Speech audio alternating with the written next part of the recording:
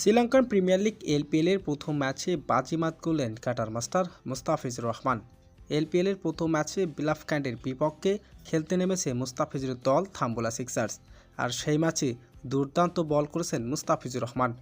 দর্শক, এবারে এলপিএলের প্রথমবারের মতো এলপিএলের সুযোগ পেয়েছেন বাংলাদেশের কাটার মাস্টার মুস্তাফিজুর রহমান। এলপিএলের উদ্বোধনী ম্যাচে বিলাফক্যান্ডের বিপক্ষে খেলতে নেমেছে মুস্তাফিজুরের দল থাম্বুলা সিক্সার্স।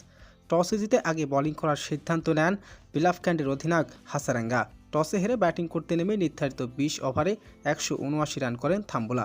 সেই রানের জবাবে ব্যাটিং করতে নেমে মুস্তাফিজুর রহমানের বলে চাপে পড়ে যায় বিলাফক্যান্ডের ব্যাটাররা। এরপরে তৃতীয় ওভারের প্রথম বলে চমক দেখান মুস্তাফিজুর রহমান।